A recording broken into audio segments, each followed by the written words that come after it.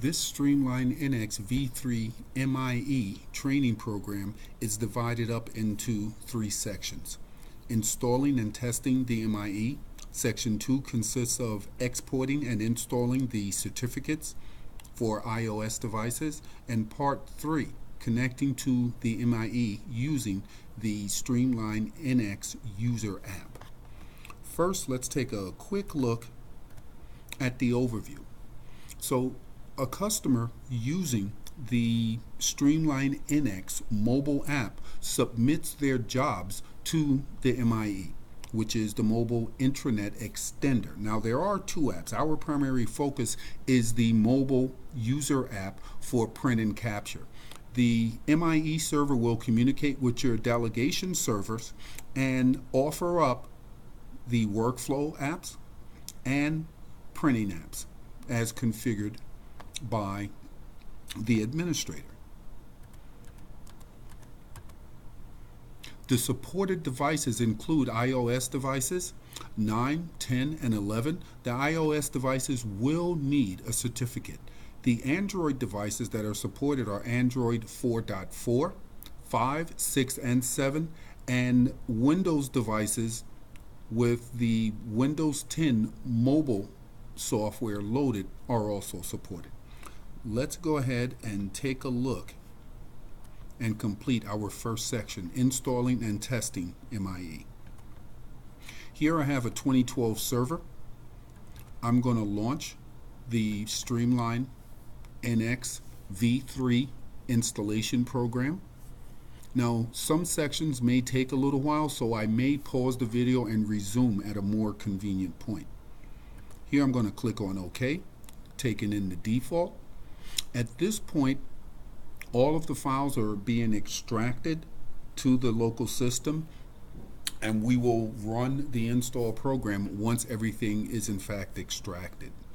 We will be running a custom installation because this MIE server is stood up separately from the rest of the Streamline components.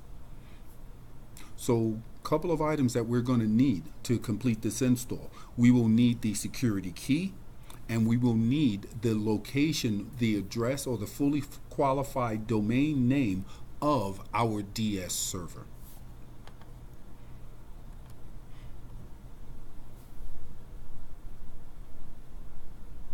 Our files have been extracted. The program is launching in the background, and once the installer loads, we'll continue with the rest of the installation process. Here's the installer wizard. We're going to click on Next, accept the end user license agreement, add in organizational information, make note of the locations of our files by default. Please remember that the program data file is in fact a hidden folder. Here's where we're going to do our custom install. All right, that brings up this window where we will be able to eliminate all of the other items that are not going to be needed as part of our MIE install. So here we only have the MIE selected. We're going to go ahead and click Next.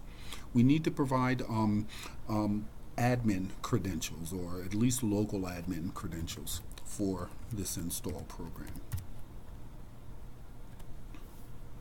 All right. If we were going to do end-to-end SSL for our customers, we would simply check this box, and we could very well edit the port.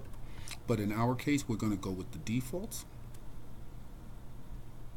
Here is where they're going to ask for the security key.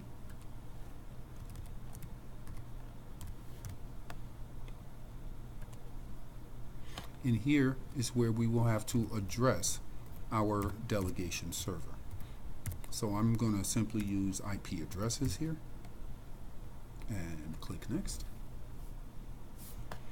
and then click Install. At this point, I'm going to pause the video and wait for the install to complete.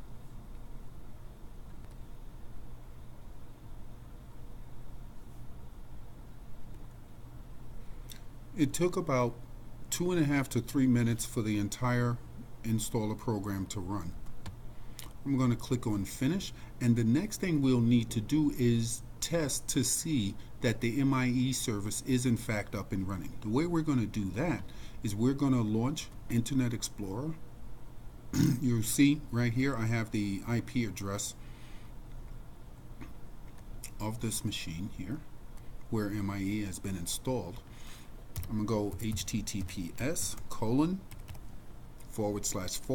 I'm going to put in the IP address of my MIE server along with the port number of 10100 is the default, and hit enter. It will ask me to authenticate, and I will need to authenticate using one of my domain users. So I'm going to log in as S63 along with S63's password. And if my MIE server is up and running, I will see the IPP servlet. So this concludes installing and testing MIE. Please look for our other video.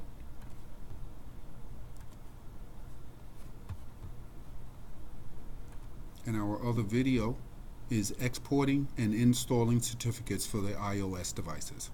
I hope you enjoyed this video. If you have any suggestions for future videos, please feel free to let us know. Thank you.